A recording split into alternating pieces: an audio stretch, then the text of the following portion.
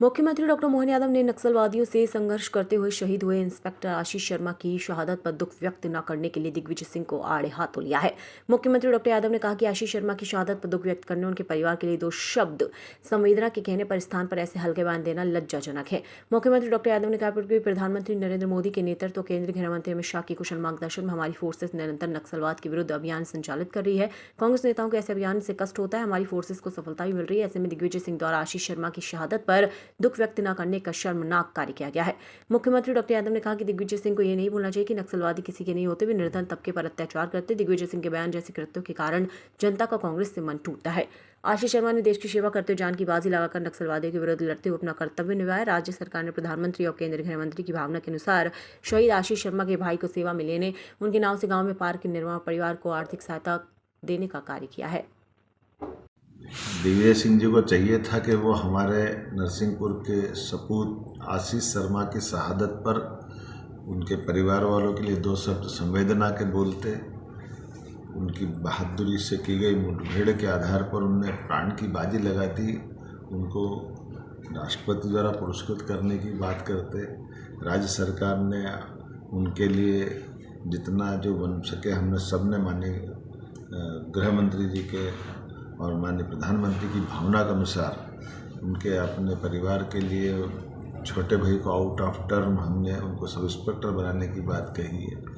उनको सब प्रकार से उनके इस अप्रतिम योगदान के आधार पर उस गांव के अंदर आशीष शर्मा जी के नाम पर पार्क बनाने की घोषणा की गई, स्टेडियम बनाने की घोषणा की गई। लेकिन कांग्रेस के पूर्व मुख्यमंत्री दो शब्द संवेदना के भी नहीं बोलते हैं। इससे ज़्यादा दुर्भाग्य की क्या बात होगी। किसी परिवार के बच्चे की देश और प्रदेश की सेवा करते हुए अपनी प्राण की बाजी लगा करके नक्सलवादियों के खिलाफ अपना इतना बड़ा योगदान देना, और कांग्रेस के लोग खास करके दिग्विजय सिंह जी जैसे लोग उसके संबंध में दो शब्द संवेदना के नहीं बोलते हैं, ये बहुत दुर्भाग्य की बात है।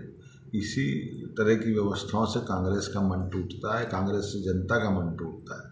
कांग्रेस के लोगों को अपने अतीत के इन सारे कर्मों की कीमत जनता के साथ जाने के बाद चुकाना पड़ेगी।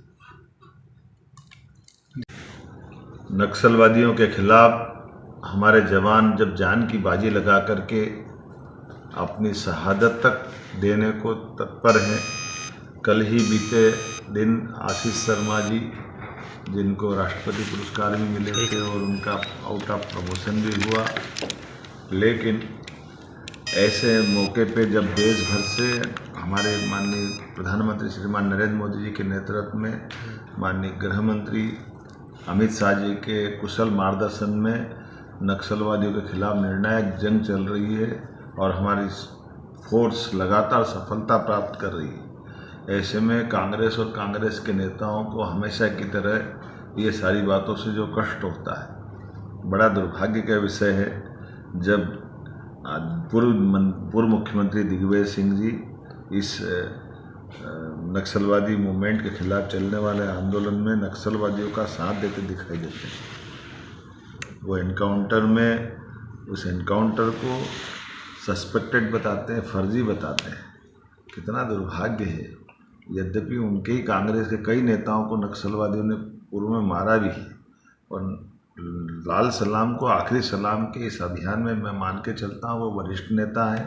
वो जनता से उनको माफ़ी मांगना चाहिए और एक बार उनको स्मरण होना चाहिए कि ये किसी के नहीं है, ये गरीब लोगों के साथ अन्याय करते हैं, अत्याचार करते हैं। और ऐसी घटनाओं में